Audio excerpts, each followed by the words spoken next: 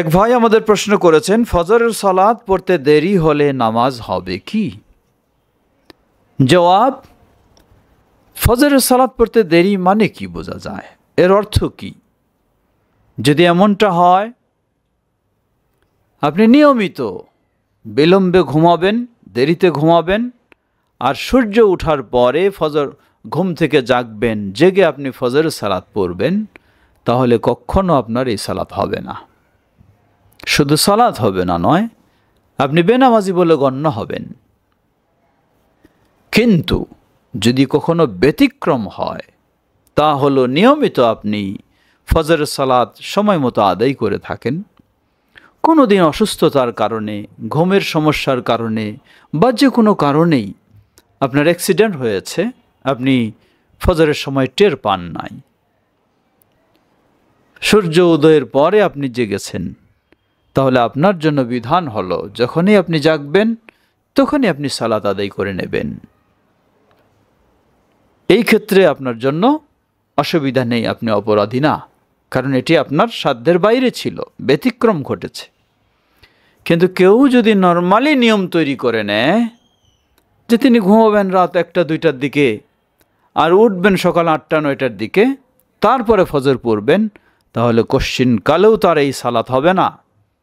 বাকি 4 ওয়াক্ত যতই সুন্দর করে পড়ুক, তিনি বেনামাজি বলে গণ্য হবেন। বিজ্ঞ আলেমগণ, ইবনে বাজ রাহিমাহুল্লাহ আরও অনেকেই এই বিষয়টিকে স্পষ্ট কুফরি বলে ফতোয়া দিয়েছেন। তিনি মুসলিম থাকতে পারবেন না যদি নিজের খেয়াল খুশি মতো তিনি সালাত আদায় করতে চান।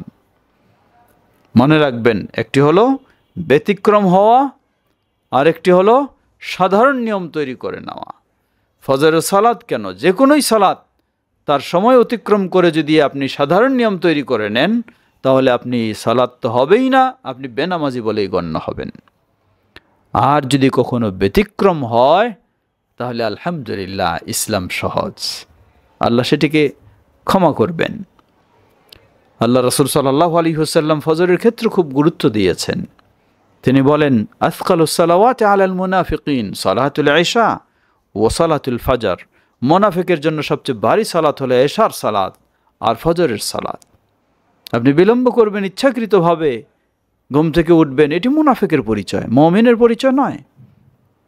অপরদিকে আল্লাহ রাসূল সাল্লাল্লাহু আলাইহি ওয়াসাল্লাম বলেন, যে চায় সেই আখিরাতের সবচেয়ে বড় নিয়ামত লাভ করতে, তা হলো আল্লাহ সুবহানাহু ওয়া তাআলাকে আখিরাতে স্বচক্ষে দেখতে। সুবহানাল্লাহ, সবচেয়ে বড় নিয়ামত জান্নাতীদের।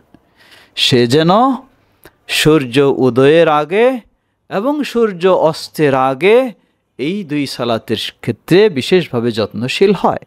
সূর্য উদয়ের আগে মানেই ফজর, আর সূর্য অস্তের আগে মানে আসর।